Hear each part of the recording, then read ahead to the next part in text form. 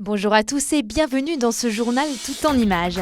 À la une de ce vendredi 22 juillet, les bateaux vont naviguer à l'électrique sur le lac d'Annecy. C'est décidé, la compagnie des bateaux du lac d'Annecy vient de mettre à l'eau l'Amiral, sa toute première embarcation hybride. Elle pourrait servir de modèle pour l'ensemble de la flotte. Et puis nous irons en altitude pour découvrir Carnet d'alpage. Ce stage de croquis de montagne a conquis de nombreux amateurs. Pour cette deuxième édition, ils ont esquissé le col des ânes dans les Aravis. Mais avant de développer ces titres, du changement dans l'administration de nos départements, Pascal Bollot, le préfet de la Savoie, quitte ses fonctions. Ce mercredi, le Conseil des ministres a nommé son successeur. Il s'agit de François Ravier. Il nous vient de Haute-Corse où il exerçait déjà les fonctions de préfet. Pascal Bollot était arrivé il y a 2 ans en Savoie. Désormais, il part administrer le département du Morbihan. En Haute-Savoie, c'est Yves Le Breton qui remplace Alain Espinasse à la tête de la préfecture. Depuis 2020, il était aux commandes de l'Agence nationale de la cohésion des territoires. Pour rappel, Alain Espinasse est devenu le directeur de cabinet de la nouvelle présidente de l'Assemblée nationale, Yaël Braun-Pivet. Tous prendront leurs fonctions à partir du 23 août prochain. Ce mois de juillet est synonyme de début de la liberté pour l'Amiral. Achetée en 2020 par la compagnie des bateaux du lac d'Annecy, l'embarcation a dû depuis ronger son frein, crise du Covid oblige. Mais depuis le début de l'été, l'Amiral peut faire parler sa puissance sur le lac annécien avec une spécificité qui lui est bien singulière. Il a la particularité d'être très moderne et surtout d'être hybride, c'est-à-dire qu'on peut naviguer aussi bien sur un moteur thermique qu'un moteur électrique. Un moteur électrique qu'on va utiliser essentiellement pour les manœuvres, faute de puissance après en navigation pure, et puis en thermique le reste. Donc ça c'est le seul bateau actuellement sur le lac d'Annecy qui ait cette technologie. C'est un vrai jouet, il est très très maniable, il est très bien posé sur l'eau, il est puissant et on fait quasiment ce qu'on veut avec.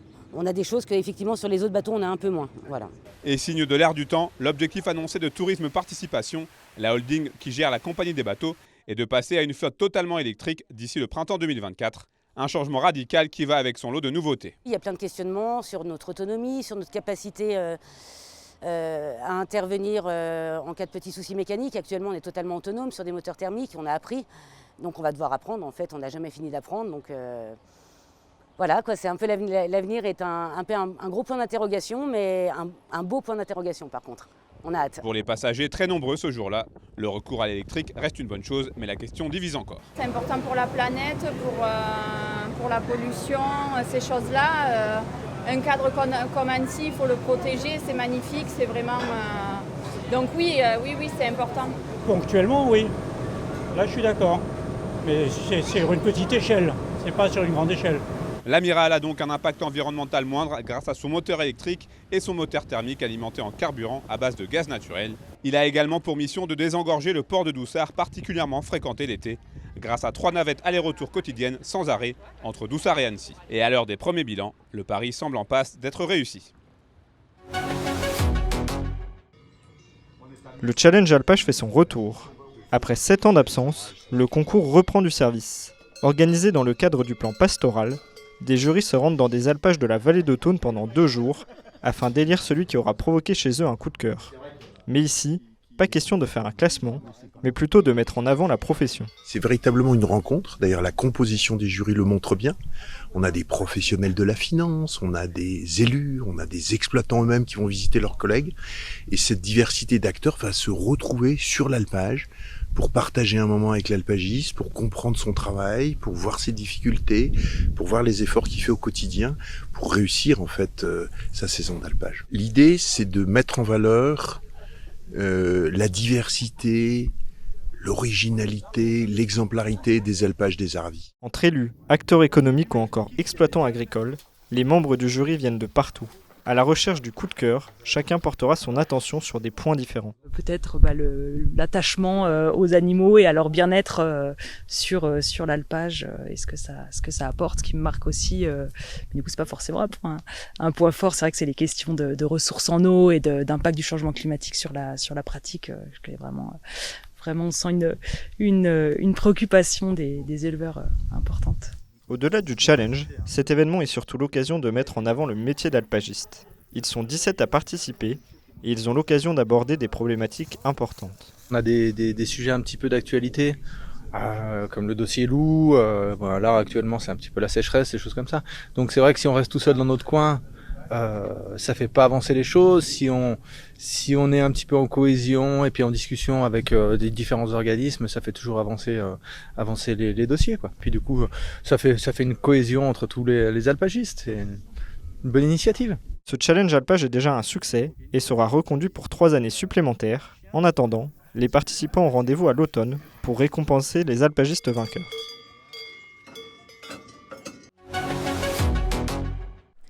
Vous connaissez la rando, mais connaissez-vous la rando croquis ? Sur les hauteurs du Grand Bornand, au col des Ânes, ces amoureux de la nature esquissent le massif des Aravis et Brigitte n'est pas à son premier coup de crayon. Vous allez faire la mise en couleur maintenant ? Oui. Facile ou étape difficile ? Au départ, très difficile. Mais bon, ça va. Depuis 2 jours, ces jeunes artistes apprennent à dessiner la montagne sous le regard de Vincent et c'est tout un art, voici son secret. La concentration et aussi l'énergie, ce qui est assez paradoxal. Il faut être très spontané, très vif et en même temps très zen. La technique, elle, est simplissime, tout est dans la suggestion des lignes. L'une des techniques justement, c'est d'utiliser des outils qui eux-mêmes, en fait, avec juste quelques traces sur le papier, suggèrent l'orientation des rochers, la matière, en quelques coups de pinceau, alors qu'on aurait tendance à compliquer les choses. L'illustrateur est féru de barrières rocheuses, une aubaine pour ses randonneurs, ravis de pouvoir prendre ces petites pauses artistiques. Et on partage tous ensemble, on peint tous ensemble parce que sinon, si on part en randonnée avec des gens qui font que marcher, quand on s'arrête pour peindre, c'est plutôt compliqué. Mais surtout, il profite de l'expérience de Vincent, tant au niveau du tracé que des couleurs. Ça là, ouais, il me semble. Jaune indien. Jaune indien, ouais, qui est un peu. Ouais, du coup, j'ai que ça pour faire des. Et là, c'est pareil. Ça alors après, ce que tu peux faire, c'est plutôt avoir un vert. Même s'il est pas top, quelquefois. Tu peux peut-être avoir un truc pas mal avec ce jaune indien. La montagne, c'est vrai que c'est compliqué parce que j'essaie d'être trop précis, de faire beaucoup de choses, de faire rentrer beaucoup de choses. Et justement, ce qui est intéressant avec Vincent, c'est qu'il a une manière de simplifier la façon dont il dessine la montagne que je trouve super intéressante. Pour l'année prochaine, Carnet d'Alpage étendra ses randonnées à d'autres massifs afin d'immortaliser d'autres géants de pierre.